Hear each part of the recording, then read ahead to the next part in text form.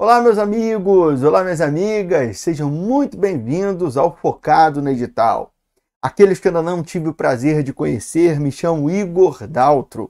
Sou professor de Direito Administrativo, de Estatuto, de Ética e estou aqui com vocês hoje trazendo mais de 10 anos de experiência na preparação de candidatos para concursos públicos para trabalharmos no nosso curso de reta final para o teu concurso da UF. A gente vai falar de vários temas, alguns do direito administrativo comigo, outros com o meu colega, querido colega, amigo, Tiago Lopes. A gente vai falar de princípios da administração, de bens públicos, de improbidade, da nova lei de licitações, mas também um pouco da lei antiga, já que está lá no teu edital. Então, galera, a gente vai trabalhar de maneira bastante satisfatória o nosso conteúdo nesse curso de reta final, beleza? Então eu já vou começar aqui com vocês com o nosso conteúdo, deixa eu ficar pequenininho na tela para não atrapalhar vocês, e a gente traz a nossa primeira questão, nosso primeiro tema. Vamos falar de princípios da administração pública, porque nada melhor do que começar pelo princípio. Que trocadilho horroroso, professor. É muito ruim mesmo, né? Mas vamos lá, vamos lá. A primeira questão de princípios da administração diz assim: de acordo com Alexandrino, que é o Marcelo Alexandrino, e Paulo, que é o Vicente Paulo, são dois doutrinadores, dois autores no direito administrativo, sobre os princípios fundamentais da administração pública, marque C para as afirmativas certas, E para as erradas e após analisar a alternativa que apresenta a sequência correta. Assinalar, desculpa. A primeira fala sobre o seguinte: o princípio da supremacia do interesse público é um dos pilares do denominado regime jurídico administrativo. Eu já vou te adiantar que isso aqui está correto. Então, vamos lá? Aqui, certo. Depois, a segunda. Do princípio da indisponibilidade do interesse público derivam todas as restrições especiais impostas à atividade administrativa. Tais restrições decorrem exatamente do fato de não ser a administração pública dona da coisa pública, e sim mera gestora de bens e interesses alheios, públicos no caso, isso é, do povo. Meus amigos, isso também está absolutamente correto, e aí naturalmente o gabarito da nossa questão é a alternativa C, porque ambas as assertivas estão corretas. Agora, deixa eu sumir da tela que eu quero trabalhar com vocês uma breve exposição aqui. Vamos lá. Galera, é o seguinte, de um lado você tem o princípio da supremacia. O princípio da supremacia, ele não é supremacia do Estado, é a supremacia do interesse público. Então, ao dizer que o interesse público é supremo, eu estou dizendo que aqueles que buscam atender o interesse público vão atuar numa situação privilegiada, de desigualdade. Por quê? Porque o interesse público ele se sobrepõe ao interesse privado. Então, quando o Estado, por exemplo, cobra impostos, ele está arrecadando, tomando dinheiro de A, B e C para entregar para a coletividade como um todo. Quando o Estado, por exemplo, aplica uma multa de trânsito, ele está dizendo assim, olha, a coletividade estabeleceu essa regra aqui. O CTB diz que não pode avançar sinal, dirigir bêbado, tudo mais, e se você violar isso, você está sujeito a uma multa. Então você vê que existem situações onde o interesse público, estando presente, ele coloca quem o defende numa situação de privilégio, de desigualdade. É com base no princípio da supremacia que o Estado tem os que nós chamamos de poderes. Os poderes da administração, por exemplo. Poderes ou prerrogativas. Eu costumo dizer que o princípio da supremacia do interesse público é o que coloca o Estado anabolizado. Por quê? Porque o Estado, quando busca atender o interesse público, ele justamente, ao buscar atender esse interesse público, ele vai estar numa situação privilegiada, uma situação de desigualdade. Mas uma situação de desigualdade que não é porque é o Estado, é porque ele está buscando atender o interesse público. É muito importante que você entenda isso. Porque quando o Estado, por exemplo, está atuando através da Caixa Econômica do Banco do Brasil, onde ali é uma relação, a grosso modo, onde se visa o lucro, é um banco, não existe a presença do interesse público. Então, você ter conta na Caixa Econômica do Banco do Brasil é a mesma coisa que ter no Itaú, no Bradesco ou no Santander. Não há diferença. Agora, o Estado, quando cobra imposto, ele está buscando atender o interesse público. Quando ele diz as regras do trânsito, ele está buscando atender o interesse público e por aí vai. Beleza, pessoal? Então, ok. O princípio da supremacia vai nesse viés. Do outro lado, a gente tem um outro princípio, que é um princípio da indisponibilidade. Dispor sobre algo é poder abrir mão. Então, quando eu falo em indisponibilidade, eu estou dizendo que não pode se abrir mão. Logo, a ideia é, se com o interesse público vem os poderes que a gente viu ali acima, com a ideia de supremacia, vem também uma ideia de que você não pode deixar, com essas ferramentas, esses instrumentos, essas prerrogativas, esses poderes que estão sendo dados a você, você não pode nunca se afastar do interesse público. Então, toda a sua ação tem que ser voltada para o interesse público. O princípio da indisponibilidade, portanto, ele vem defender a ideia de uma restrição, de que o agente público, ele é um mero gestor da coisa pública, mas ele não é dono daquela atividade. Ele é um mero gestor da coisa pública, eu repito. Então ele não pode, por exemplo, deixar de receber algum dinheiro. Se o determinada empresa tem que pagar um imposto, ele não poderia deixar de receber. Ah, não, tem empresa camarada, tá tranquilo. Ele não pode, com base no princípio da indisponibilidade, deixar de aplicar uma multa, porque ele estaria abrindo mão de algo que não é dele. Logo, se não está à disposição dele o interesse público, ele não pode dele abrir mão. Portanto, o princípio da indisponibilidade vai acabar dando luz aos princípios da administração que nós conhecemos, à exceção do da supremacia, que está ali em cima. Os demais princípios da administração têm como mãe, digamos assim, o princípio da indisponibilidade, onde a legalidade, impessoalidade, moralidade, publicidade, eficiência, autotutela, proporcionalidade, segurança jurídica, razoabilidade, continuidade, tudo vem da ideia de que o interesse público ele não é disponível aos agentes da administração. E isso que você vê nesse momento aqui no quadro, somado, tá? Isso aqui, quando a gente soma, esse mais esse é igual ao que nós chamamos de regime jurídico administrativo. O que é o regime jurídico administrativo? O regime está ligado a regras, regência. Regras. Regime jurídico, regras do direito. Regime jurídico administrativo, regras do direito administrativo. As relações com a administração pública são tidas basicamente com este cenário, onde de um lado a administração pública ela vai ser empoderada, porque ela vai buscar o interesse público, ela tem prerrogativas, poderes para isso.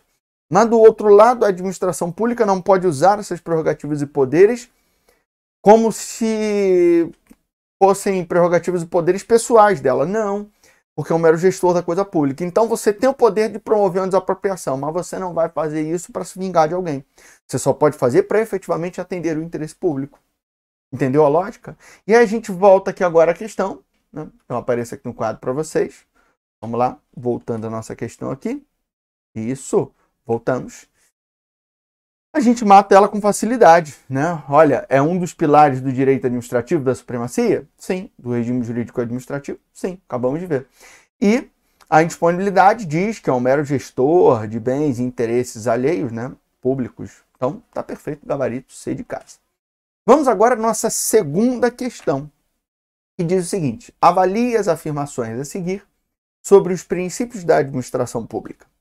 1. A reserva legal visa garantir a necessidade de estabilização das relações jurídicas, no intuito de se evitar temores e incertezas para os administrados e o administrador público, no caso, o Estado. Galera, deixa eu botar aqui só o vermelho de volta para a gente falar sobre isso. Primeiro que ele diz que isso é reserva legal. E aí, olha a expressão que eu acho que é chave. Estabilização. Evitar temores e incertezas. Quem quer ser estável, quer evitar temores e incertezas, quer segurança. Então, esta definição aqui é de princípio da segurança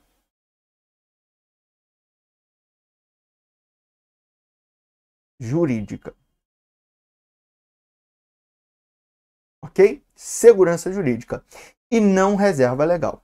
O princípio da reserva legal, na verdade, seria uma decorrência do princípio da legalidade que diria que alguns temas só podem ser tratados por lei. Por exemplo, a atuação da administração. Se o princípio da legalidade diz que a administração só faz o que a lei autoriza, então este tema, a atuação da administração, está reservado à lei e só pode por ela ser tratado. É uma decorrência do princípio da legalidade. Beleza? De qualquer maneira, primeira assertiva errada. Segunda, a moralidade administrativa não comporta juízos de valor elásticos, uma vez que a Constituição dispõe sobre o conceito de moral administrativa de forma expressa. A Constituição não dispõe sobre o conceito de moral administrativa de forma expressa. Então, sim, a moralidade administrativa é um conceito que admite a expressão que ele usou ali, juízos de valor elásticos, ou seja, variáveis, podem esticar, pode ser um pouco maior, um pouco menor. Essa é a lógica. Então vamos entender o que eu estou querendo dizer para vocês, galera. A moralidade administrativa não está prevista de maneira expressa na lei. Ela é, na verdade, retirada do ordenamento jurídico como um todo. Porque a moralidade administrativa nada mais é do que aquilo que é legal e atende efetivamente o interesse público. Então, o que a moralidade administrativa vai determinar? Que a interpretação da norma seja honesta, seja de boa fé, seja com probidade. E como é que você interpreta uma norma administrativa voltada para a atuação da administração com honestidade? Se você pegar aquela norma e interpretar ela realmente voltada para o atendimento ao interesse público. Essa é a maneira honesta. Então, moralidade nada mais é do que um plus à legalidade. É interpretar a lei de maneira honesta, buscando o interesse público. É meio que um somatório entre legalidade e impessoalidade. Tá bom? E aí você extrai essa ideia de moral administrativa do direito como um todo. Então, por exemplo, o servidor pode receber presente? Bom, se você fizer uma questão de acordo com o decreto 171/94, vai dizer que não. Mas vários códigos de éticas por aí diz que o servidor pode receber brindes. O que é brinde? Aquele bloquinho de alguma empresa. Ele pode receber, por exemplo, os quiz de academia, aquela canetinha. Ele poderia ganhar o bolinho da vovó que ele atendeu lá na repartição que estava fazendo a matrícula do neto que passou na universidade. Vocês amanhã da UF. Tudo bem? Então, essas situações, a gente vê claramente que a moral administrativa está sendo retirada da interpretação como um todo. Após não pode receber presente. Bom, presente não pode, mas brinde pode. Então, isso é aceitável? De acordo com o que a gente interpreta das leis por aí? Sim. Eu não estou tirando isso da minha cabeça. A Constituição não diz expressamente o que é moral administrativa. Você vai a partir de uma interpretação de todo um sistema. Então, a 2, errada. 3. A publicidade visa não apenas dar divulgação aos atos procedimentais e processuais da administração, como também propiciar aos administrados o controle da legitimidade das condutas dos agentes administrativos. Perfeito, galera. Absolutamente correta essa assertiva número 3. Sem tirar nem pôr, a publicidade não é só tornar público. Eu torno público para que todos possam fiscalizar. Eu permito o controle. Então, publicidade está ligada à ideia de transparência, de lisura, controle. Ok? Seguimos agora para a última assertiva. E essa altura do campeonato a gente já sabe, ó, porque veja aqui. Está correto apenas. Se eu sei que a 1 e a 2 estão erradas e a 3 está certa, só pode ser a alternativa C. Não tem como ser outra. Porque não tem nenhuma opção ali que diz que só a 3 estaria correta. Então eu já sei que a quarta está certa. 4. A aplicação constitucional da impessoalidade é refletida pela realização de concursos públicos para o ingresso nos cargos públicos. Perfeito. Eu não escolho A, B ou C. As pessoas são ocupantes de cargos públicos de acordo com a sua aprovação e colocação em concursos públicos. A exceção a isso seria os cargos em comissão que são de livre nomeação, mas ainda assim interprete voltado para o interesse público. Você não vai ficar transformando os cargos em comissão que você tem à sua disposição como cabide de empregos da sua família. Não pode. Então você pode escolher a dedo, mas não pode interpretar isso de maneira pessoal, de maneira privilegiar A, B ou C. Você não pode ser desonesto. Olha a moralidade aí. Beleza, meus queridos? Vamos agora à nossa terceira questão. Essa aqui, que nem Titi até que ensinou, a gente tem que correlacionar. Em relação aos princípios administrativos, relacione as colunas e assinale a alternativa com a sequência correta. Legalidade, pessoalidade, autotutela e segurança jurídica. Vamos lá. A administração pode declarar nulidade de seus próprios atos. Se ela pode declarar nulidade de seus próprios atos, é porque ela pode se controlar. Controle é a mesma coisa que guarda e tutela. Auto é de si mesmo, então controlar a si própria, autotutela. Esse aqui é, portanto, o número 3, autotutela. Segunda, interpretação da norma administrativa da forma que melhor garanta o atendimento do fim público a que se dirige. Vedada a aplicação retroativa de nova interpretação. Isso aqui é a segurança jurídica, meus amigos. A ideia é muito simples. Eu dou lá a isenção de IPTU por 2 anos para determinados comerciantes, e aí 2 anos depois eu mudo de ideia e cobro os 2 anos retroativos. Não pode. Eu não posso agora dar uma nova interpretação e aplicar efeitos retroativos. Eu posso dar nova interpretação, mas efeito retroativo nem pensar. Terceira assertiva. Ninguém será obrigado a fazer ou deixar de fazer alguma coisa senão em virtude de lei. Olha, a questão falou de princípios administrativos. Essa definição que você vê aqui é de princípio da legalidade, mas não a legalidade da administração. É a legalidade do artigo 5º, inciso 2 da Constituição, que é a legalidade como princípio geral do direito. Só que no contexto dessa questão, embora muito mal formulada, você não vai errar a questão por causa disso. É legalidade. Depois vem a última assertiva, que a gente, essa altura do campeonato, tem a certeza que é a impessoalidade. Ó. Objetividade no atendimento do interesse público, vedada a promoção pessoal de agentes ou autoridades. Perfeito, o cara não pode se promover, ele tem que atender o interesse público somente. Então, a sequência correta é 3, 4, 1, 2, gabarito, alternativa E. Vamos agora à nossa questão de número 4. O ato administrativo consistente na publicação da nomeação de novos servidores públicos no Diário Oficial do Estado do Amazonas atende ao princípio da eficiência, publicidade, proporcionalidade, presunção de legitimidade, supremacia do interesse público. Galera, publicidade, a gente está falando de divulgação de nomeação de candidatos, isso atende o quê? O princípio da publicidade, né, pessoal? Essa me parece uma questão bem tranquila, bem evidente, mas que serve para a gente fazer vários estilos diferentes de questões e vai conectando. E agora a última questão deste nosso bloco, deste nosso vídeo, questão número 5. Para que a administração pública atue em conformidade com o princípio da autotutela, é correto afirmar que ela pode. Para tudo e vem aqui comigo. De acordo com o princípio da autotutela, a administração pode fazer essencialmente 2 coisas. E a gente tira isso lá da súmula 473 do STF. Tá bom? O que a administração pode fazer? Ela pode revogar os seus atos por motivo de conveniência e oportunidade, respeitando eventuais direitos adquiridos. O que é isso? O servidor pediu licença para tratar de interesses particulares. Está lá a Lei 8.112, é a famosa licença sem remuneração.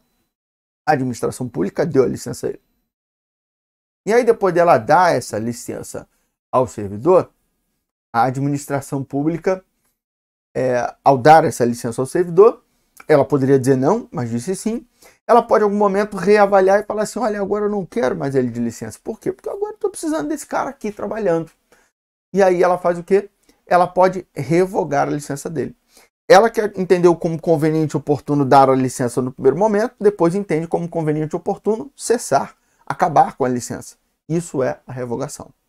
Eventualmente, a revogação não pode ser feita porque tem que respeitar direitos adquiridos. Imagina que, por exemplo, uma pessoa tirou uma licença lá com a administração pública, obteve do poder público algum tipo de autorização com um prazo determinado. Aí, quando tem prazo, a administração não pode revogar livremente, pode gerar o direito adquirido. E a segunda coisa que o princípio da autotutela permite é que a administração, se controlando, ela pode anular os atos ilegais. Ela pode anular os atos eivados de vício de legalidade. Vício de legalidade é a mesma coisa que ilegalidade. Vício é algo ruim. Vício na legalidade, ilegalidade. Então, se você sofreu uma multa de trânsito, se você foi demitido de maneira errada no serviço público, você apresenta um recurso administrativo, prova a ilegalidade, e a administração tem o poder/dever de autotutela. Ela mesma se controla e pode anular uma ilegalidade. Agora, vamos às alternativas. A. Assegurar a estabilidade das relações jurídicas já consolidadas, garantida a interpretação retroativa de novas interpretações. Já sabemos que isso aí é segurança jurídica, não é autotutela. B. Anular seus próprios atos por razões de oportunidade. Eu anulo por ilegalidade. Por oportunidade, eu revogo, ressalvado a possibilidade de apreciação judicial. C. Revogar atos de entidades administrativas em caso de ilegalidade explícita. Eu revogo por conveniência ou oportunidade. Ilegalidade, eu anulo. Inverteu de novo. D. Dispensar a motivação dos atos de fundações públicas que neguem direitos administrados. Isso aqui não tem nada a ver com a tutela. E, a título de informação, o princípio da motivação diz que ato que nega direito tem que ser motivado, ou seja, tem que ter a exposição dos motivos. Gabarito, portanto, só pode ser a alternativa E. Revogar seus próprios atos por motivo de conveniência ou oportunidade, respeitando os direitos adquiridos, como a gente falou claramente. Beleza, meus queridos? Encerro aqui com vocês este nosso vídeo e vejo você na sequência com muito mais. Até já!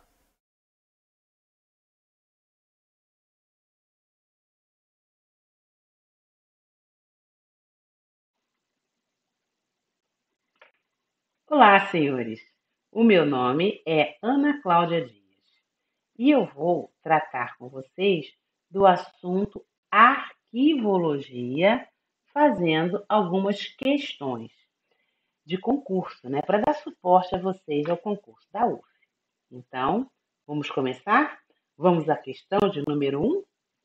Bom, a questão de número 1 fala sobre arquivo. Olha, já traz ali para você um conceito de arquivo. Ela diz o seguinte: arquivo. Trata-se do conjunto organizado de documentos produzidos ou recebidos pela instituição ao longo de suas atividades. Sua finalidade é organizar os documentos e facilitar o acesso a eles.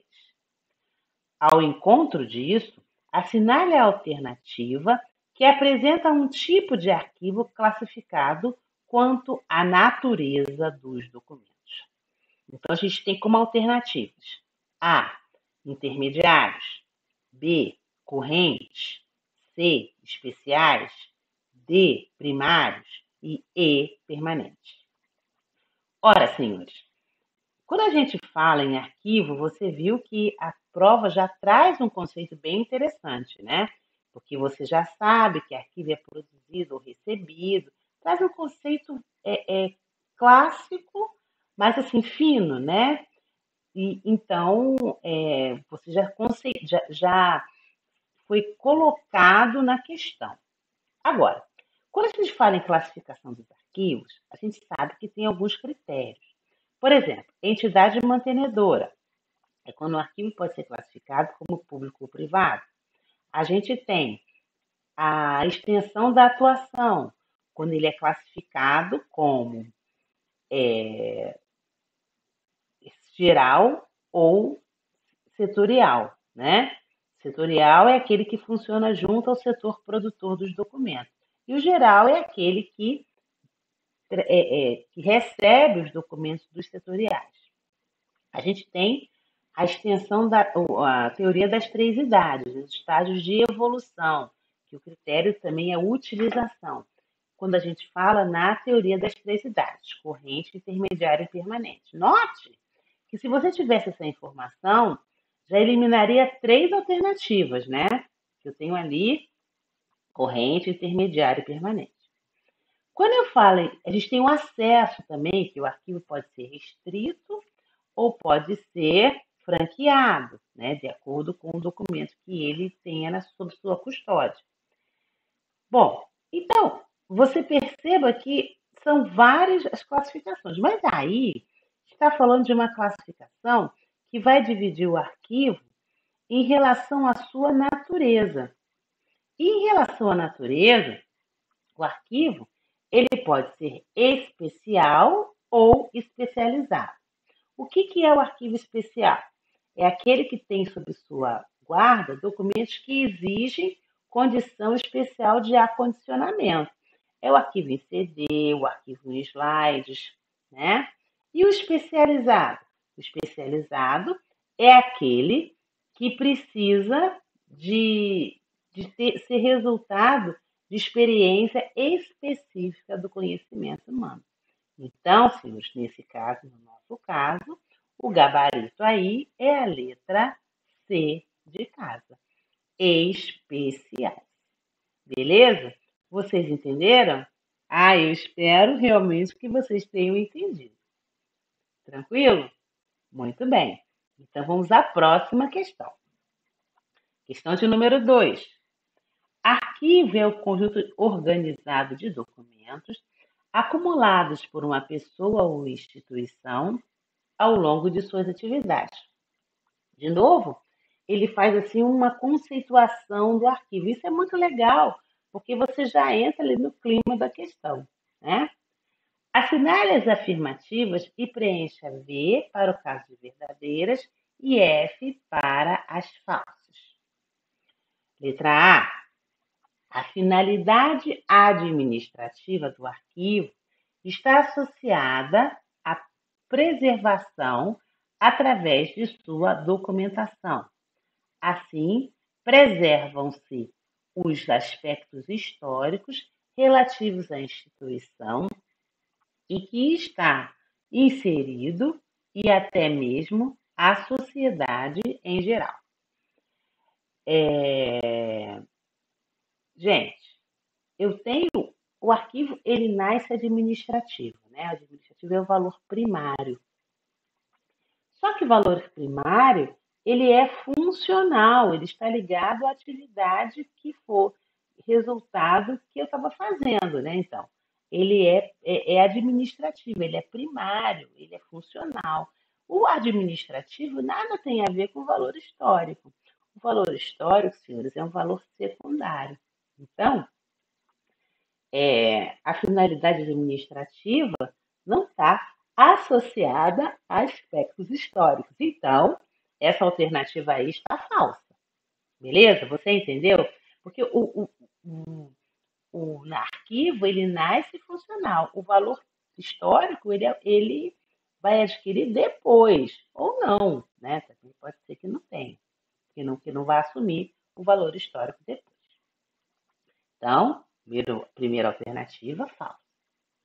2. Arquivos públicos são aqueles mantidos pelos órgãos públicos em todas as suas esferas, federal, estadual e municipal, em todos os poderes, executivo, legislativo e judiciário.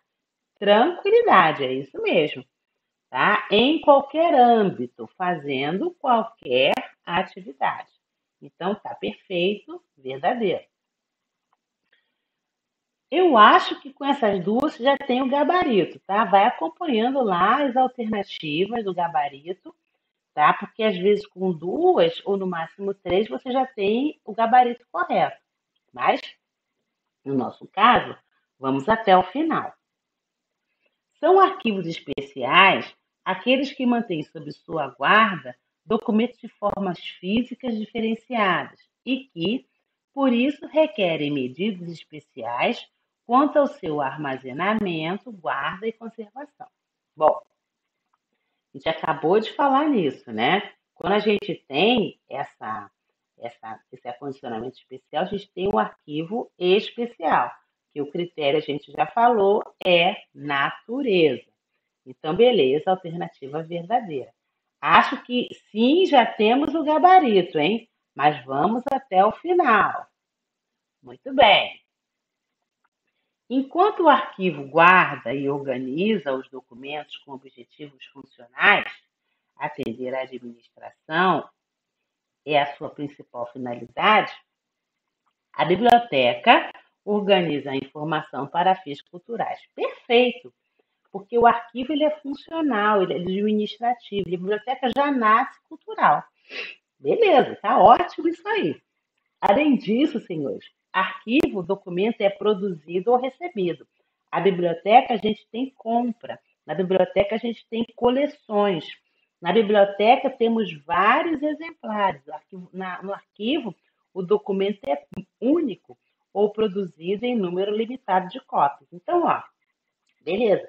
Já acabamos aí também de fazer um paralelozinho entre o arquivo e a biblioteca para você entender isso muito bem. Então, ó, já temos realmente o gabarito, tá? Mas vamos continuar. Segundo Marilena Paz, documentos secretos, embora não requeiram alto grau de segurança, opa, se é secreto, então aí já está equivocado, né? Porque, inclusive, documento secreto, quando tem sigilo, o protocolo nem pode abrir esse documento. Vem lacrado e vai direcionar aquela pessoa que se destina. Beleza? Requer, sim, aspectos de segurança. Então, para confirmar, gabarito letra D de dado. Beleza? Vocês entenderam? Eu espero que sim. Vamos a mais uma. Para que os arquivos possam desempenhar suas funções, tornam-se indispensáveis que os documentos estejam dispostos de forma a servir ao usuário com precisão e rapidez. A metodologia a ser adotada deverá atender às necessidades da instituição a que serve e dependendo dos aspectos sobre o qual os arquivos são estudados. Assinale a alternativa que correlacione corretamente a classificação dos arquivos. Ora, então, está pedindo para você verificar os critérios de classificação desse arquivo. Então, vamos analisar. Letra A, entidades mantenedoras, estágios de evolução, extensão de sua atuação e natureza dos documentos.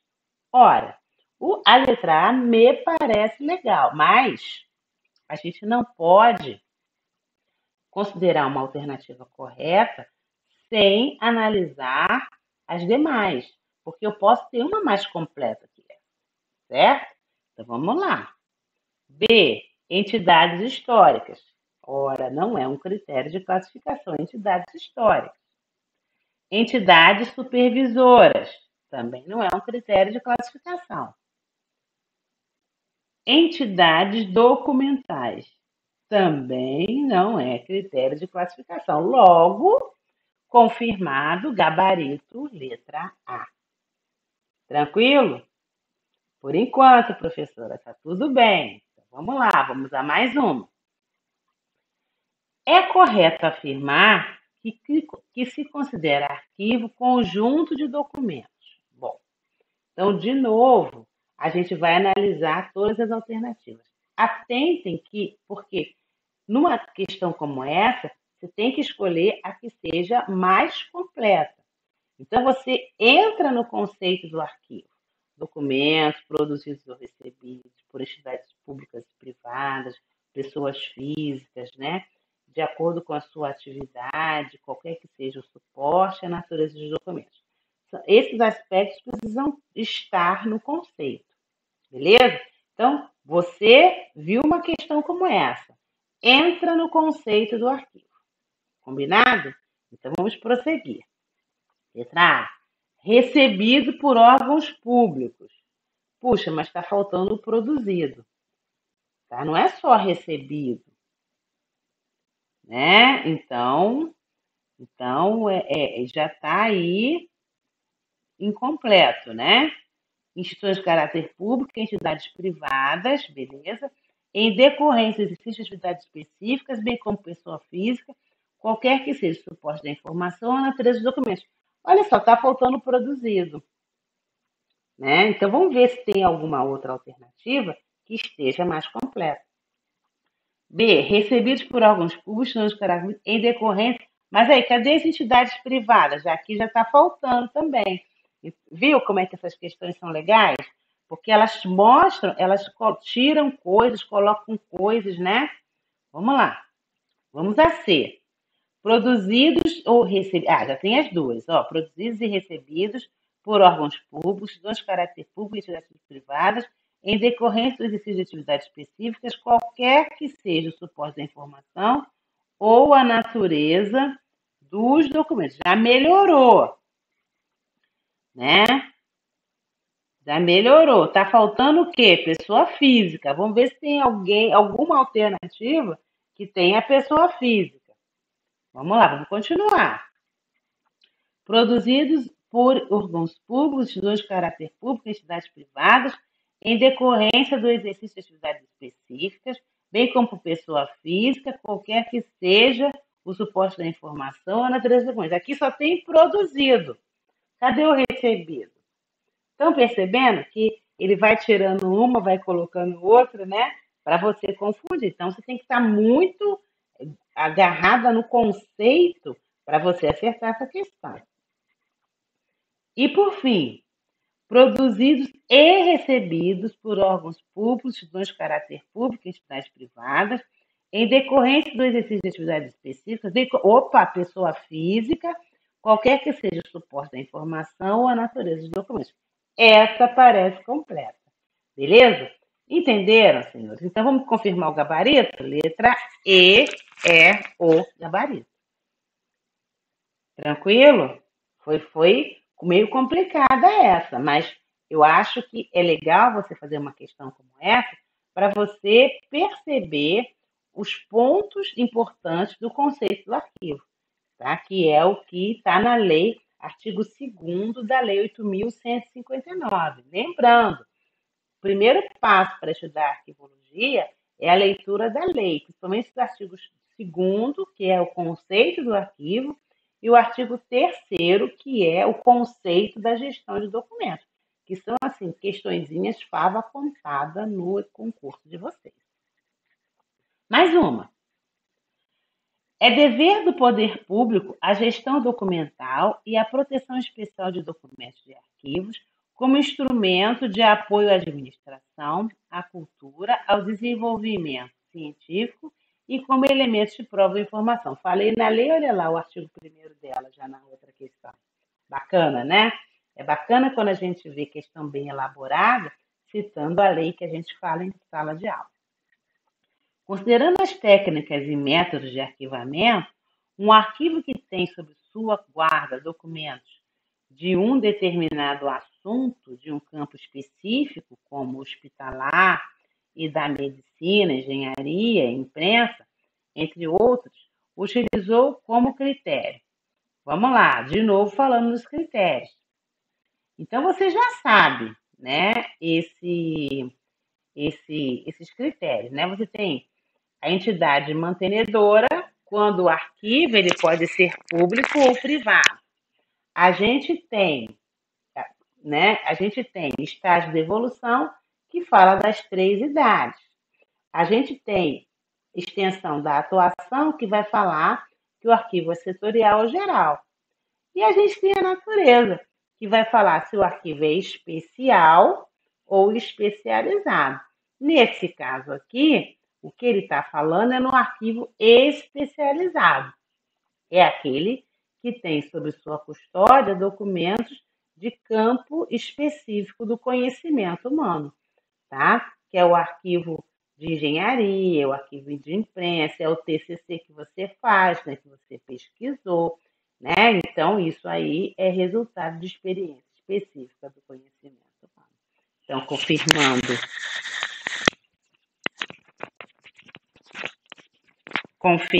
então, o gabarito é a letra D de dado.